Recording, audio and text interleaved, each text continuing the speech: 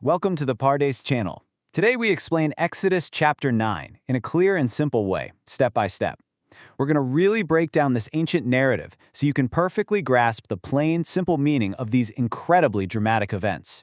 No deep mysticism today, just the text.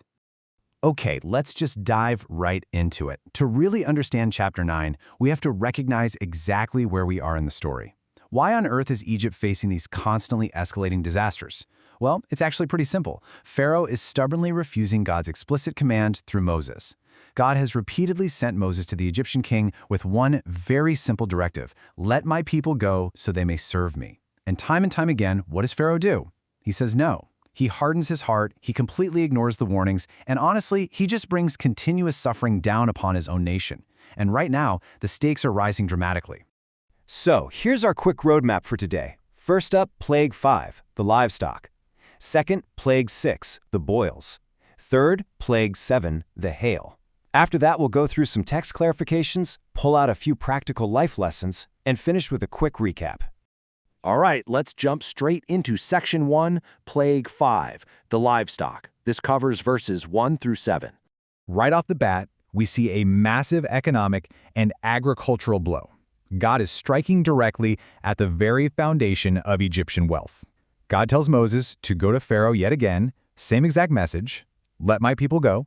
So, step 1, God gives a highly specific warning. He tells Pharaoh, look, if you refuse, a terrible plague is going to strike the horses, donkeys, camels, cattle, sheep, and goats that are out in the field. Basically the whole shebang. Then, step 2, God sets a very precise timeline. The text specifically notes, tomorrow the Lord will do this in the land. He gives them exactly 24 hours. And step 3, the very next day, exactly as promised, this severe plague strikes the field animals. It is immediate and it is totally devastating. But notice the absolute distinction God makes here. In verses 6 and 7, the text explicitly says that all the livestock of the Egyptians died, but for the children of Israel, not one single animal died. It's honestly so unbelievable to Pharaoh that verse 7 tells us he actually sent out men to investigate. He's like, there's no way. So his messengers go over to the land of the Israelites, and they find out it is perfectly true. 0 dead animals. Yet even with this undeniable, hard proof of God's targeted power right in front of his face, Pharaoh's heart remains completely unyielding. He stubbornly refuses to let the people go. Moving right along to Section 2, Plague 6, the boils. This is verses 8 through 12. Now the disaster really shifts. We go from losing property and wealth to intense personal physical suffering. And this one arrives without any prior warning to Pharaoh at all. To clarify what the text is actually saying here, God commands Moses and Aaron to take handfuls of soot from a furnace. This soot is basically just fine ash. Moses is told to throw this ash up into the air, right in front of Pharaoh. When he does, it turns into this fine dust that settles over the whole land of Egypt, and it literally breaks out into boils with blains. Now, if you're wondering what blains are, in modern English, it means severe, festering skin sores or blisters. So we're talking about an excruciating physical affliction striking both humans and whatever beasts were left across the land. So the really crucial point in verses 10 to 12 is the utter defeat of the Egyptian religious elite. The text makes a very specific point to tell us that the powerful Egyptian magicians couldn't even stand before Moses. Why? Because the boils were on them too. They are literally incapacitated. But then, in verse 12, we hit a massive shift in the narrative. It says, the Lord hardened Pharaoh's heart. Earlier in the story, Pharaoh was hardening his own heart, right? But here, God actively hardens his unyielding heart, and he refuses to listen, exactly as God had warned. Next up is Section 3, Plague 7, the hail. This is the longest part of the chapter, covering verses 13 through 35. So, we're now entering a phase of catastrophic, totally unprecedented environmental destruction. But before the storm even hits, we get this incredibly profound theological statement in verses 15 and 16. God explicitly tells Pharaoh, look, I could have simply stretched out my hand and wiped you and your people off the earth instantly with a pestilence. God has the power to end the conflict in 1 second flat, but instead, he is using this gradual escalation to demonstrate his ultimate authority. Pharaoh has been kept standing for this very purpose, so that God's immense power might be shown and his name proclaimed throughout the entire world. It's really a powerful moment.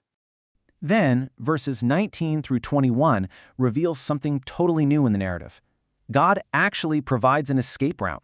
In step 1, he warns Pharaoh to bring all his livestock and people inside to a safe place of shelter because anything left out in the field is going to die from the hail. Step 2 shows us that, hey, some of Pharaoh's officials have finally started paying attention. Those who actually feared the word of the Lord hurried up and brought their slaves and cattle inside. But step 3 shows the tragic alternative. Those who just ignored the word entirely, they left their slaves and livestock exposed out in the field. Big mistake. And in verses 22 through 25, the sheer unprecedented violence of this hailstorm is unleashed. Moses stretches out his staff toward the sky, and the Lord sends thunder and hail. The text describes lightning flashing back and forth to the ground. It's literally fire mixed in with heavy, heavy hail. The text explicitly states this was the worst storm in all the land of Egypt since it had become a nation. It's a record breaker. Absolutely everything left exposed in the fields. Men, animals, plants, every single tree is violently beaten down and just stripped bare. But once again, verse 26 emphasizes that recurring theme of distinction we saw earlier.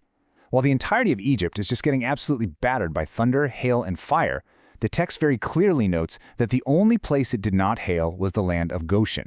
Now, Goshen was the specific region where the Israelites lived, so this shows their complete physical safety and God's continued, incredibly precise protection of his people amidst total, utter chaos. Now look at Pharaoh's remarkable reaction in verse 27. The sheer terror of the thunder and the destruction finally breaks him down. He summons Moses and Aaron and makes this really profound admission of guilt. He says, "This time I have sinned. The Lord is in the right, and I and my people are in the wrong." I mean, on the surface, this looks like total, genuine repentance, right? The pressure of the storm has just become absolutely unbearable for the king. Verses 28 through 30 show how this all plays out. Pharaoh is literally begging Moses to pray to the Lord to stop the thunder and hail, and he promises to let the people go. Moses complies. He agrees to go outside the city and spread his hands in prayer. But Moses makes it crystal clear why he is doing this. It's not because he trusts Pharaoh. It's to further prove God's absolute sovereignty over nature, so Pharaoh will know without a doubt that the earth is the Lord's. Furthermore, Moses bluntly tells Pharaoh right to his face in verse 30, "I know that you and your officials still do not truly fear the Lord God." He totally sees right through him. Okay, moving to section 4, clarifications regarding the crop devastation. Let's just pause for a second to clarify the specific agricultural devastation detailed in verses 31 and 32. This really grounds this epic event in the real-world reality of Egyptian farming. The text specifically notes that the flax and the barley were completely destroyed. Why? Because the barley was in the ear and the flax was in bloom, meaning they were fully grown, standing tall, and completely exposed to the hail. However, the wheat and the spelt actually survived the hail because they ripened much later in the season. They hadn't sprouted high enough yet to be ruined. This little detail not only adds historical authenticity, but it shows us that Egypt actually still had some food left, which totally sets the stage for the plagues that are yet to come in the next chapters. Verses 33 through 35 conclude the chapter with a really tragic reversal. Step 1, Moses leaves the city and spreads his hands toward the Lord. Step 2, the thunder, hail, and rain completely stop pouring down on the land. God keeps his word, instantly. But then, step 3, the very moment Pharaoh sees that the immediate consequences removed, his repentance completely vanishes, like it was never even there. He sins again, he hardens his heart, he hardens the hearts of his officials, and he flatly refuses to let the Israelites go, just as the Lord had predicted.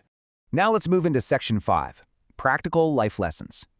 You know, these ancient texts aren't just dry history, they are like mirrors reflecting human nature. The crucial point here is avoiding Pharaoh's massive mistakes. First, we've absolutely got to recognize and heed clear warnings. When destruction is imminent, our pride shouldn't stop us from seeking shelter. Second, a stubborn heart literally only leads to escalating disaster. Refusing to yield to the truth just compounds our own suffering. Third, and this is a big one, true repentance is far more than just wanting the punishment to stop. Pharaoh only said, "I have sinned," because he hated the hail, not because he genuinely wanted to change his ways. And finally, we see the very comforting lesson that amidst broad, sweeping chaos, God knows exactly how to separate and protect his people. Finally, section 6, a short chapter summary recap. Okay, let's briefly summarize exactly what we just learned today. We've covered a tremendous amount of ground watching the scale of these plagues shift and magnify. We followed the linear, chronological escalation right through this chapter. We saw the economic ruin of the livestock on day 2, right after the warning. We then saw the totally unannounced physical pain of the boils caused by the furnace soot. And then, the unparalleled environmental catastrophe of the worst hailstorm in history, followed by Pharaoh's completely false apology and his immediate reversal the second the storm cleared up. And this really leaves us with a final provocative thought. Pharaoh has exhausted his chances. He has seen the destruction of his economy, his religious leaders, and his environment. His remorse was entirely fake. So what happens when temporary remorse fades and God's final warnings are ignored? We anticipate the utterly devastating consequences of Pharaoh's hardened heart as the story progresses into the next chapters. Thank you for learning with us. If this helped you understand the chapter better, like, subscribe, and join us for the next chapter.